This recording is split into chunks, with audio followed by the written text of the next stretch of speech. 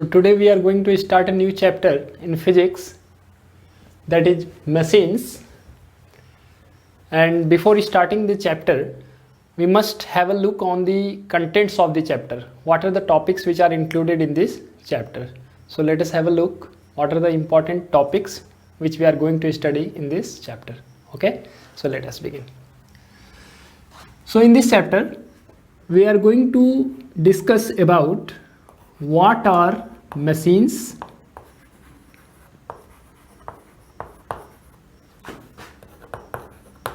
this is first thing which we will have to know. What is the concept of machine? ठीक है, machine किसको कहेंगे? आमतौर पे ये होता है कि हम लोग मशीन का नाम सुनते ही ये इमेजिन करने लगते हैं कि कोई बड़ा सा भारी भरकम कोई मेटेलिक एपरेटस होगा जिसको हम लोग मशीन कहेंगे. ठीक है, लेकिन यहाँ पर जो हम लोग मशीन का कॉन्सेप्ट समझने वाले हैं उसमें ऐसा कुछ नहीं है. मशीन कुछ भी ऐसा चीज़ है जो हमारे काम को आसान कर दे. यानी हम काम को जितने समय में कर रहे थे उससे कम समय में अगर हम लोग किसी चीज़ की सहायता से कर लेते हैं तो उस चीज़ को हम लोग मशीन कह सकते हैं. ठीक है, यही एक बेसिक कॉन्सेप्ट है मशीन्स का, और इसी कॉन्सेप्ट पर हम लोग इस चैप्टर में मशीन्स पर बात करने वाले हैं. ठीक है, इसके अलावा क्या है? इसके अलावा मशीन से रिलेटेड कुछ जनरल टर्म्स हैं. ठीक है, जनरल टर्म्स में सबसे पहले व्हाट इज लोड. लोड किसको कहेंगे? ठीक है, या रेजिस्टेंस भी कह सकते हैं. दूसरा आपका टर्म है effort.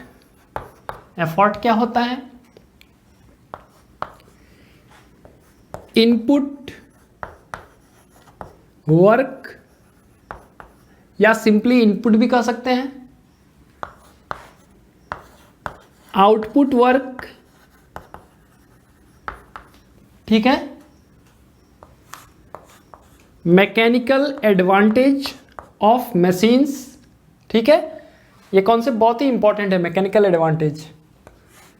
Next is velocity ratio. What is velocity ratio? ये भी चीज़ हम लोग को जानना है. And efficiency of machines.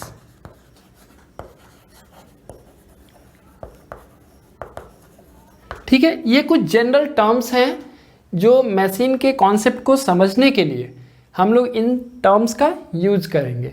तो किसी भी मशीन को डिस्कस करने से पहले हम लोग को इन सारे टर्म्स को जान लेना चाहिए, समझ लेना चाहिए कि इसका मीनिंग क्या है, एफर्ट क्या है, वेलोसिटी रेशियो क्या है, मैकेनिकल एडवांटेज क्या है. इन सब चीज़ों को समझ करके ही हम लोग मशीन के कॉन्सेप्ट को समझ सकते हैं. ठीक है, उसके बाद हम लोग को बात करना है आइडियल एंड प्रैक्टिकल मशीन्स. ठीक है, आइडियल मशीन्स किसको कहेंगे? प्रैक्टिकल मशीन्स में कौन कौन से मशीन रखे जा सकते हैं या कैसा मशीन रखा जा सकता है. ठीक है, आइडियल केस अनअचीवेबल होता है. ठीक है, क्योंकि वहां पर आइडियल कॉन्सेप्ट को फॉलो किया जाएगा. आइडियल कॉन्सेप्ट क्या है? ये सपोज किया जाए कि मशीन के पार्ट्स का कोई वेट नहीं है या मशीन के पार्ट्स के बीच में कोई फ्रिक्शन नहीं है. ऐसा सपोज करने के बाद जो मशीन हम लोग कल्पना कर सकते हैं या हम लोग इमेजिन करते हैं वैसे मशीन को हम लोग कहते हैं आइडियल मशीन. लेकिन आइडियली ऐसा हो सकता है, प्रैक्टिकली ऐसा नहीं हो सकता है कि कोई मशीन है और उसके पार्ट्स का कोई वेट ही ना हो या पार्ट्स के बीच में कोई फ्रिक्शन ना हो. ऐसा नहीं हो सकता है. तो इसीलिए जो भी हम लोग एक्सपेरिमेंटल पर्पज में या अपने डेली लाइफ में मशीन्स यूज करते हैं, ठीक है, उनमें वेट भी होता है और फ्रिक्शन भी होता है. तो वैसे सारे मशीन्स को हम लोग कहेंगे प्रैक्टिकल मशीन्स. तो चैप्टर में हम लोग इस पर भी डिस्कशन करेंगे. ठीक है, नेक्स्ट टॉपिक होगा, दो तरह के हम लोग को सिंपल मशीन अभी इंक्लूडेड है सिलेबस में. ठीक है, पहले तो जो है कई टाइप के सिंपल मशीन थे, लेकिन अभी सिलेबस को रिड्यूस कर दिया गया है जिससे सिर्फ दो सिंपल मशीन के बारे में हम लोग को जानकारी रखना है. ठीक है, जो लीवर्स एंड पुली. ठीक है, तो लीवर्स के बारे में आपको पढ़ना है. ठीक है, एक तो इसका कॉन्सेप्ट कि लीवर्स होते क्या है. ठीक है, कैसे मशीन्स को हम लोग लीवर कह सकते हैं. ठीक, एक चीज़ ये हो गया. दूसरा चीज़, इस टॉपिक के अंदर कुछ और बातें हम लोग को जाननी है। टाइप्स ऑफ लीवर, लीवर्स कितने टाइप के होते हैं, ठीक है, 3 टाइप के होते हैं, तीनों टाइप हम लोग यहाँ पर डिस्कस करेंगे। लीवर के लिए मैकेनिकल एडवांटेज, वेलोसिटी रेशियो और इफिशिएंसी, ये तीनों टर्म्स कैसे हम लोग कैलकुलेट कर सकते हैं लीवर्स के लिए, इसको भी हम लोग को समझना है, ठीक है। उसके बाद से एग्जाम्पल्स ऑफ लीवर्स, ठीक है, first order liver, second order liver, third order liver, ये 3 तरह के लीवर्स होते हैं। तो हम लोग को कोई भी एग्जाम्पल अगर दिया जाए तो उसमें हम लोग को पहचानने आना चाहिए कि कौन सा लीवर किस कैटेगरी में जाता है, ठीक है। जैसे सिंपल सी बात है कि अगर हमसे कह दिया जाए कि ये नट क्रैकर है, ठीक है, ऐसे सपोज कर लेते हैं, ये नट क्रैकर है, तो ये नट क्रैकर एक लीवर है, तो ये किस कैटेगरी का लीवर है, फर्स्ट ऑर्डर है, सेकंड ऑर्डर है या थर्ड ऑर्डर है, ये हम लोग को समझना होगा कि कैसे हम लोग आइडेंटिफाई करते हैं, ठीक है। तो एग्जांपल्स में उसी चीज़ों की हम लोग बात करेंगे। एक बहुत ही इंटरेस्टिंग सेक्शन है, examples of levers in human body. हमारे ह्यूमन बॉडी में जो स्केलेटन सिस्टम है, जो हमारे बोन्स हैं, bones are rigid structure while muscles are flexible, ठीक है। जैसे ये मेरा हाथ है, तो इसका जो शेप है किस वजह से है, जो इसमें बोन्स है उसी की वजह से है, और बोन्स जो होते हैं वो लीवर की तरह एक्ट करते हैं, ठीक है, क्योंकि ये जो जॉइंट्स है, जॉइंट्स के सहारे ये मूव कर सकते हैं, ठीक है। और एफर्ट कैसे लगेगा, मसल्स की वजह से। जैसे अगर मैं इसको ऐसे कर रहा हूँ तो यहाँ का जो मसल्स है एफर्ट क्रिएट कर रहा है, यहाँ पर फल्क्रम है, मतलब मूवमेंट वाला पॉइंट है जहाँ से ये मूव हो सकता है, और ये रिजिड स्ट्रक्चर है इसलिए ये लीवर है, ठीक है। तो हमारे बॉडी में भी लीवर के एग्जाम्पल्स हैं, उन एग्जाम्पल्स को हम लोग को जानना होगा, ठीक है। और सिंपल न्यूमेरिकल प्रॉब्लम्स हैं, simple numerical problems, PROBLE, problems on principle of lever and efficiency, ठीक है। यानी हम लोग को प्रिंसिपल ऑफ लीवर्स भी जानना होगा, ठीक है।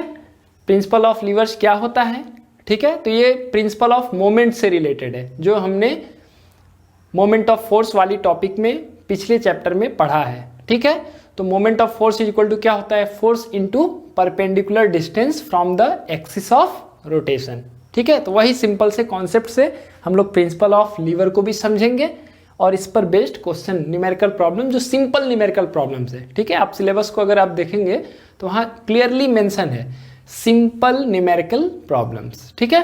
तो बहुत आपको घबराने की जरूरत नहीं है कि न्यूमेरिकल्स बहुत हार्ड होंगे, ऐसा नहीं है। कॉन्सेप्ट समझेंगे तो आप आसानी से कर सकते हैं। और इफिशिएंसी का कॉन्सेप्ट यहाँ समझने के बाद उससे रिलेटेड क्वेश्चन जो न्यूमेरिकल्स के फॉर्म में आप लोग को यहाँ पर पूछा जाता है, ठीक है। तो लीवर से हम लोग को इतने सारे चीज़ जानने हैं। एक ये सिंपल मशीन आपको जानना है, दूसरा जो जानना है वो पुली है। तो इसमें एक तो ये पुली किसको कहते हैं, कैसे सिंपल मशीन्स को हम लोग पुली के कैटेगरी में रख सकते हैं, ठीक है। तो जनरली अगर मैं बात करूं तो जो सर्कुलर डिस्क होता है, pulley is a flat circular disc capable of rotating about a point. आप ऐसे देखे भी होंगे पुली को, है ना, लोड को लिफ्ट करने के लिए यहाँ पर एफर्ट लगाइए, लोड लिफ्ट हो जाएगा। यही जो स्ट्रक्चर है पुली है, ठीक है। अब इसमें कई कैटेगरी के पुली हैं, उसमें आप लोग को सिंगल फिक्स्ड, दूसरा है सिंगल मूवेबल, तीसरा है ब्लॉक एंड टैकल, ठीक है। ये तीनों तरह के पुली सिस्टम को हम लोग को समझना है, ठीक है। उनका फिगर भी बनाने आना चाहिए हम लोग को, है ना, क्योंकि एग्जाम में फिगर बनाने को भी दिया जाता है। इसलिए लीवर और पुली दोनों ही सिंपल मशीन्स में जब भी हम लोग बात करेंगे तो उसका फिगर भी हम लोग ड्रॉ करेंगे, ठीक है। यानी फिगर को भी हम लोग को ड्रॉ करने आना चाहिए। ऐसा नहीं कि बुक के फिगर को देख लिए और समझ लिए कॉन्सेप्ट को, ऐसा नहीं है। एग्जाम में फिगर भी आता है, इसलिए हम लोग को खुद भी फिगर बना करके प्रैक्टिस करना है ताकि हम अपना बेस्ट परफॉर्मेंस दे सकें, ठीक है। उसके बाद इनसे रिलेटेड भी हम लोग मैकेनिकल एडवांटेज, वेलोसिटी रेशियो और एफिशिएंसी की डिस्कशन करेंगे कि single fixed pulley, single movable pulley और ब्लॉक एंड टैकल सिस्टम के लिए मैकेनिकल एडवांटेज और वेलोसिटी रेशियो और एफिशिएंसी ये कैसे हम लोग कैलकुलेट कर सकते हैं, ठीक है। और ब्लॉक एंड टैकल तो मैं बार बार इसको कहूँगा कि इसकी फिगर आप लोग को बहुत अच्छे से बनाने आना चाहिए। ब्लॉक एंड टैकल में क्या होता है कि कई सारे पुली मिल करके एक ब्लॉक बनाते हैं, एक टैकल बनाते हैं। टैकल मीन्स सीफ पुली सिस्टम भी इसको कहते हैं। तो कई सारे पुली का कॉम्बिनेशन होता है। तो जनरली एग्जाम में इसका एक फिगर ही पूछा जाता है, ठीक है, क्वेश्चन के रूप में कि draw a diagram of block and tackle pulley system having 5 pulley, having 7 pulley, having 3 पुली। इस तरह के क्वेश्चन इसमें पूछे जाते हैं जनरली। लेकिन आपको वो भी फिक्स है कि सिलेबस में 3 या 5 पुली सिस्टम के क्वेश्चंस आप लोग से पूछे जाते हैं, ठीक है। पुली से रिलेटेड न्यूमेरिकल प्रॉब्लम्स नहीं इंक्लूड किया गया सिलेबस में, ठीक है।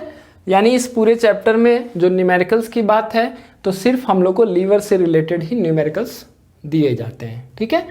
देखिए, किसी भी चैप्टर को स्टार्ट करने से पहले हम लोग को चैप्टर को अच्छे से उसके कंटेंट को समझना चाहिए कि कंटेंट में क्या क्या चीज़ इंक्लूडेड है और उसका ऑर्डर क्या है पढ़ने का, ठीक है। जैसे आप डायरेक्ट लीवर पढ़ना शुरू कर देंगे तो यहाँ देखिए मैकेनिकल एडवांटेज है, वेलोसिटी रेशियो, एफिशिएंसी है। अगर आप इस टर्म्स को यहाँ पर नहीं समझे रहेंगे तो यहाँ पर आप उसके कॉन्सेप्ट को नहीं समझ सकते, ठीक है। रैंडमली कभी भी हम लोग नहीं पढ़ सकते, इसीलिए उसका एक प्रॉपर पैटर्न है कि पहले मशीन्स को समझना होगा, फिर जनरल टर्म्स को समझना होगा, फिर आइडियल और प्रैक्टिकल मशीन्स क्या होते हैं इसको समझना होगा। उसके बाद ही हम लोग typical types of simple machines पर डिस्कशन कर सकते हैं, ठीक है ना।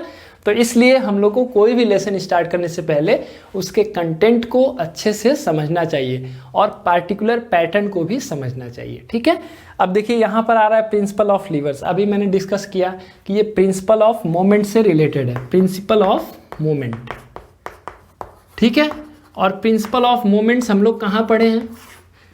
फोर्स, जो हमारा फर्स्ट चैप्टर है फिजिक्स का, फोर्स, वहाँ पर हम लोग प्रिंसिपल ऑफ मोमेंट्स पढ़े हैं। Sum of anti clockwise moment is equal to sum of clockwise moment. और उसी कॉन्सेप्ट का ये दूसरा फॉर्म में समझ सकते हैं, ठीक है ना, कि उसी कॉन्सेप्ट पर बेस्ड ये प्रिंसिपल ऑफ लीवर डेवलप किया गया है। इसीलिए हर चैप्टर कहीं ना कहीं एक दूसरे से इंटर रिलेटेड भी होता है। इसलिए किसी भी चैप्टर को हमको पढ़ना है अपने तरफ से 100% देना है। कहने का मतलब क्या है कि हम हर चैप्टर को अच्छे से अगर समझेंगे तो चैप्टर के इंटर रिलेशनशिप को भी समझेंगे और चैप्टर की जो हमारी इल्ड होगी, जो परफॉर्मेंस होगी, वो भी अच्छी होगी, ठीक है ना। इसीलिए समझना चाहिए, हर एक चैप्टर को अलग अलग नहीं समझना है, सबको इंटर रिलेट करना चाहिए कि कौन सा चैप्टर किस चैप्टर से रिलेटेड है। तो सारे चैप्टर का जब कॉन्सेप्ट अच्छा होगा तभी आप इन चीज़ों को समझ पाएंगे। इसीलिए पढ़ाई हमेशा आपकी शौक होनी चाहिए।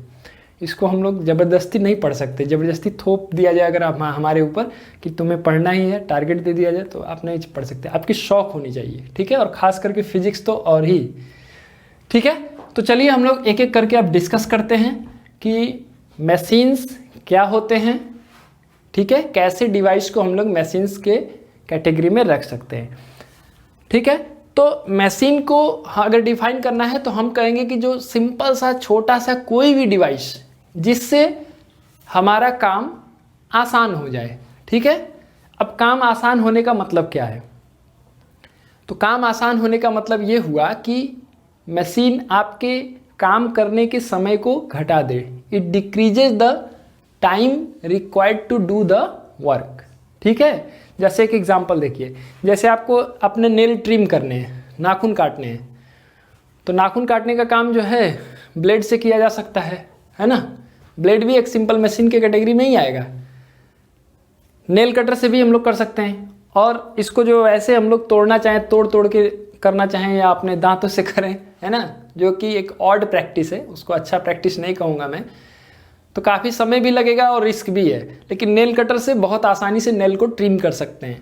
तो नेल जो ट्रिम करने की वर्क है उसको बहुत ही आसान कर दिया नेल कटर ने, तो नेल कटर एक सिंपल मशीन हो गया। ठीक है, उसी तरह से कोई हैवी लोड है, ठीक है, ये हैवी लोड है एक, ठीक है, ये पोजीशन ए पर रखा हुआ है और इसको पोजीशन बी पर ले जाना है, बहुत हैवी है। मान लीजिए इसका वेट है 1000 kg, तो हम लोग लिफ्ट तो नहीं कर पाएंगे इसको। अब हम लोगों ने सोचा कि इसको पुश किया जाएगा, ठीक है, और पुश करके यहाँ तक पहुँचाया जाएगा। ठीक, एक सिचुएशन हो गया। दूसरा सिचुएशन है कि 1000 kg का ही लोड है, लेकिन वो एक व्हील एंड एक्सल पर रखा गया है, यानी व्हील एंड एक्सल पर रखा गया है 1000 kg का लोड, यानी व्हील लगा हुआ है, इसमें चक्के लगे हुए हैं। तो इसको यहाँ से पॉइंट ए से पॉइंट बी पर पहुँचाना काफ़ी आसान होगा। क्यों? क्योंकि ये जो व्हील है ये रोटेट कर सकता है, और रोटेट करेगा तो बहुत आसानी से हम लोग ये लोड को यहाँ तक पहुँचा सकते हैं। इस पुशिंग जो प्रोसेस है इससे आसान होगा इसको हम लोग को यहाँ डिस्प्लेस करना। ठीक है, तो यहाँ जो व्हील एंड एक्सल है हमारा एक मशीन हो गया। ठीक है, तो बहुत सारे ऐसे रियल लाइफ में हमारे एग्जाम्पल्स हैं जहाँ पर हम लोग मशीन का यूज करते रहते हैं। ठीक है, और ख़ास करके मैं यही कहूँगा कि मशीन कोई भी ऐसा चीज़ है जो हमारे वर्क को ईजी कर दे। ठीक है ना, which help us to do our work easily. ठीक है, how it becomes easy, easy कैसे हो गया? Number 1, it acts as a force multiplier, पहला चीज़। दूसरा चीज़, it decreases the time required to do the work, या हम कहेंगे it increases the speed of doing work, speed multiplier हो गया। Force multiplier, speed multiplier. और तीसरा, it changes the direction of application of force या एफर्ट। ठीक है, डायरेक्शन चेंज हो जाए। जैसे मान लीजिए ये लोड है, ये पुली लगा हुआ है, अगर हम लोग इसको सिंपली बिना पुली लगा करके ऐसे अगर इसको लिफ्ट करना हो,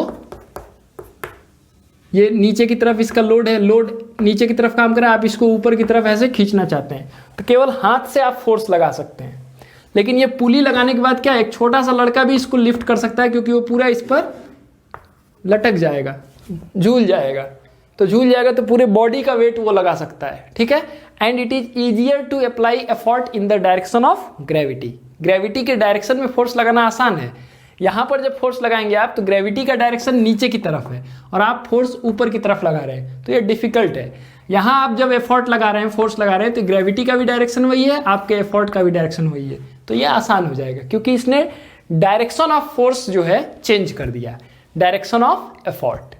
तो मैं यही कहूँगा कि कोई भी मशीन है तो उसमें 3 कैरेक्टरिस्टिक होंगे। एक कि वो फोर्स मल्टीप्लायर हो, अभी मैं बता रहा हूँ फोर्स मल्टीप्लायर का भी एग्जाम्पल, कि जहाँ आपका फोर्स जो है कई गुना मल्टीप्लाई हो जाता है। ठीक है, दूसरा स्पीड मल्टीप्लायर, यानी स्पीड को बढ़ा दे, और तीसरा changes the direction of effort. ये 3 अगर कैरेक्टरिस्टिक है तो उस डिवाइस को हम लोग मशीन के कैटेगरी में रख सकते हैं। जरूरी नहीं कि तीनों हो, कोई एक भी हो जाए तो हम लोग उसको मशीन की कैटेगरी में रख सकते हैं। यानी या तो वो फोर्स मल्टीप्लायर होगा, या तो वो स्पीड मल्टीप्लायर होगा, या तो फिर वो एफर्ट के डायरेक्शन को चेंज कर रहा होगा। ये अगर 3 कैरेक्टरिस्टिक में से कोई भी कैरेक्टरिस्टिक मिला तो वैसे डिवाइस को हम लोग मशीन कह सकते हैं। ठीक है, तो हम लोग इसी बेसिस पर एक डिफिनीशन बना सकते हैं मशीन का। तो चलिए बना लेते हैं definition. So here is the definition. It is a device, or we can say it is any device which help us to overcome resistance or to do work by acting as a force multiplier or speed multiplier and or by changing the direction of effort applied। ठीक है, जो अभी मैंने आपसे बात कहा कि machine कोई भी ऐसा डिवाइस है जो हमारे काम करने को आसान बना दे। कैसे? या तो फोर्स मल्टीप्लायर बन के, या तो स्पीड मल्टीप्लायर बन के, या फिर एफर्ट के डायरेक्शन को चेंज करके। ठीक है, यानी ये 3 में से कोई भी अगर कंडीशन एप्लीकेबल है किसी डिवाइस के साथ तो उसको हम लोग सिंपल मशीन के कैटेगरी में रख सकते हैं। ठीक है, हम थोड़ा इस पर डिस्कस कर लें। पहला चीज़ है फोर्स मल्टीप्लायर। अब इसका एग्जाम्पल जरा देखा जाए, फोर्स मल्टीप्लायर। देखिए अगर कोई बस है, ठीक है, एक रफ फिगर मैं बना दूं, ठीक है, अब ये बस है आपकी। अब कोई ये बस जो है 40 किलोमीटर पर आवर की स्पीड से चल रही है, ठीक है। अगर सामने से कोई आदमी आ करके इसको रोकना चाहे अपने हाथों से, ठीक है, हाथों से फोर्स लगा करके रोकना चाहता है, ऐसे इसको रोकना चाहता है, तो क्या ये पॉसिबल है? नहीं पॉसिबल है, एक्सीडेंट हो जाएगी, इसकी डेथ हो जाएगी, नहीं रोक सकता ये आदमी, नॉट पॉसिबल, ठीक है। लेकिन ड्राइवर जो है इसका, ड्राइवर जो है वो भी तो एक इंसान ही है, वो कैसे इस बस को रोक लेता है? क्या उसके पास इतना ज़्यादा पावर है कि वो बस को अपने फोर्स से रोक रहा है? नहीं। हमें पता होना चाहिए कि जो ड्राइवर का ब्रेक पैडल होता है, ये ब्रेक पैडल है, ठीक है, ये ब्रेक पैडल है, ये brake pedal system of lever से अटैच्ड होता है, यानी इसमें इस तरह का कई सारा लीवर लगा होता है, सिस्टम ऑफ लीवर, ठीक है। ये आपका ब्रेक पैडल है जिस पर अपने पैरों से प्रेस करके ड्राइवर जो है ब्रेक लगाता है, ऐसे, ठीक है ना। ये एफर्ट लगाता है ड्राइवर इस ब्रेक पर, और ब्रेक लगते ही ये बस जो कि 40 किलोमीटर पर आवर की स्पीड से चल रही थी, जो कि आमतौर पे कोई भी इंसान इसको नहीं रोक सकता, ठीक है ना। चाहे मैं हूं या आप हों, किसी को भी कहा जाए कि बस चल रही है 40 किलोमीटर पर आवर की स्पीड से या 20 किलोमीटर पर आवर की स्पीड से भी चल रही हो, अगर आपसे कहा जाए कि बस को रोक दीजिए तो आप नहीं रोक सकते हैं, ठीक है। बाइक को रोकना हो आपको, बाइक भी नहीं रोक पाएंगे आप, ठीक है। लेकिन वही आदमी अगर ड्राइव करने लगे उस बस को या कार को या बाइक को, तो वो बहुत आसानी से रोक लेता है। कैसे? क्योंकि जब वो ब्रेक पैडल पर एफर्ट लगाता है, तो मान लीजिए ये 10 न्यूटन का फोर्स है, ठीक है, तो इसका जो रिजल्ट आएगा वो इससे कई गुना ज़्यादा होगा। मैं सपोज कर लेता हूं कि ये 10 टाइम्स मल्टीप्लाई कर दे रहा है इसको, 10 टाइम्स, तो यहां पर जो रिजल्ट आएगा, जो आउटपुट फोर्स होगा, यानी जो इनपुट फोर्स है या एफर्ट कह रहा हूं मैं, जो फोर्स ड्राइवर ने अप्लाई किया है ब्रेक पर, और जो रिजल्ट हमको मिलता है जो गाड़ी को रोकने के लिए जरूरी है, मान लीजिए कि 10 टाइम्स कर दे रहा है वो फोर्स को, तो 10 न्यूटन अगर लगाया तो कितना हो जाएगा? 10 इंटू 10 यानी 100 न्यूटन हो जाएगा। अगर इसने 6 न्यूटन लगाया फोर्स और 10 टाइम्स मल्टीप्लाई हो रहा है तो कितना हो जाएगा? 10 इंटू 6 यानी 60 न्यूटन। तो ये फोर्स मल्टीप्लाई होने की वजह से वही आदमी जब ड्राइवर के रूप में गाड़ी चला रहा होता है तो अपने पैरों से बहुत आसानी से इस बस को रोक सकता है, ठीक है। रीजन क्या है? क्योंकि यहां पर जो लीवर यूज किए गए हैं ब्रेक पैडल में, वो फोर्स मल्टीप्लायर का काम करते हैं, यानी जितना हम फोर्स लगा रहे हैं उसके कई गुना ज्यादा उसका रिजल्ट हम लोग को मिलता है, ठीक है। नहीं तो वही आदमी अगर बस के सामने खड़ा हो तो बस को नहीं रोक सकता है, लेकिन ब्रेक को थोड़ा सा हल्का सा पैर वो रखता है ब्रेक पर और गाड़ी रुक जाती है। ऐसा भी नहीं कि उस पर बहुत ज़्यादा फोर्स लगा रहा हो, ऐसा नहीं है, सिंपली वो ब्रेक पैडल पे हल्का सा पैर रखता है, गाड़ी रुकने लगती है। क्यों? क्योंकि उसने हो सकता है 10 न्यूटन का फोर्स लगाया, 500 न्यूटन का फोर्स लगाया, लेकिन उसका रिजल्ट जो है कई गुना मल्टीप्लाई हो जाता है, 1000 टाइम्स 2000 टाइम्स वो मल्टीप्लाई हो जाता है। तो इसलिए एक स्मॉल मैग्नीट्यूड फोर्स का एक स्मॉल मैग्नीट्यूड लगा करके हम लोग उसका रिजल्ट जो है बहुत ज़्यादा मैग्नीट्यूड का रिजल्ट अचीव कर सकते हैं, ठीक है। तो ऐसे केस में हम लोग कहते हैं कि हमारा जो मशीन है, जो ये मशीन है यहाँ पर जो लीवर लगा हुआ है, वो क्या है? फोर्स मल्टीप्लायर है, ठीक है। दूसरा हमारा आता है बात स्पीड मल्टीप्लायर, ठीक है। स्पीड मल्टीप्लायर का अभी मैंने एक एग्जांपल दिया था कि एक सिंपल सा एक कोई हैवी ऑब्जेक्ट है, उसको हमको पुश करना है, ठीक है, या पुश करने का मतलब पीछे से उसको धक्का देना होता है, और आगे से अगर हम लोग खींच रहे हैं तो उसको हम लोग कहते हैं पुल, ठीक है। आगे से खींचना मतलब पुल हो गया, और ऐसे धक्का देना हो गया पुश। तो अगर पुश या पुल करके हम लोग इसको डिस्प्लेस करना चाहते हैं पोजीशन ए से पोजीशन बी, और दूसरा केस है कि हम ये पूरे ऑब्जेक्ट को एक व्हील एंड एक्सल पर रख दें, ठीक है, ऐसे चक्के लगे हुए हैं इस पे, और इस पर हम लोग सेम वेट को रख दें अगर, और इसको डिस्प्लेस करना हो पोजीशन ए से पोजीशन बी, तो हमारा speed of doing work will increase, क्योंकि समय कम लगेगा, इसमें समय ज़्यादा लगेगा, इसमें समय कम लगेगा। Time will decrease, so speed of doing work will increase, ठीक है ना, स्पीड बढ़ जाएगा काम करने का, ठीक है। सिंपल सी बात है। आप देखिए, जैसे कंस्ट्रक्शनल साइट पर जहाँ पर कंस्ट्रक्शन होता है, जैसे बिल्डिंग जहाँ बनाई जाती है, ठीक है, तो अगर 10-10 ईंट आपको एक जगह से दूसरे जगह ले जाना है, कोई लेबर है वो 10 ईंट एक बार में ले जा रहा है एक जगह से दूसरे जगह, ठीक है, तो उससे आसान होगा कि एक व्हील बैरो यूज किया जाए और उसमें एक साथ 50 ईंट रख करके चक्के से ढुगराते हुए दूसरे जगह ले जाया जाए। इससे क्या होगा, आपका जो वर्क करने का स्पीड है वो इंक्रीज हो जाएगा। इसलिए वहाँ पर जो सिंपल मशीन यूज किया गया वो स्पीड मल्टीप्लायर हुआ, ठीक है। दूसरा और एक एग्जांपल हम दे सकते हैं, पुली भी आपका स्पीड मल्टीप्लायर है। जैसे ये मल्टी स्टोरी बिल्डिंग है, ठीक है, जैसे ये फर्स्ट फ्लोर हो गया, second floor, third floor, fourth floor, fifth, sixth, seventh floor हो गया। अब आपको सेवेंथ फ्लोर पे किसी चीज़ को ले जाना है, ठीक है, तो एक तरीका है कि आप इसको ऐसे चढ़ाते हुए ले जाएं या लिफ्ट से ले जाएं, जो भी चीज़ है, और यहाँ पर पुली सिस्टम का यूज कर लिया जाएगा तो ये आसानी से यहाँ पर लिफ्ट किया जा सकता है ना, तो वहाँ पर वो भी स्पीड मल्टीप्लायर हो जाएगा। यानी स्पीड मल्टीप्लायर का मतलब है कि मशीन यूज करने से आपका जो टाइम रिक्वायर्ड था वो रिड्यूस हो जाएगा। जितना टाइम आपको पहले लग रहा था उससे कम समय में आप उस काम को पूरा कर लेंगे, उस वर्क को कंप्लीट कर लेंगे।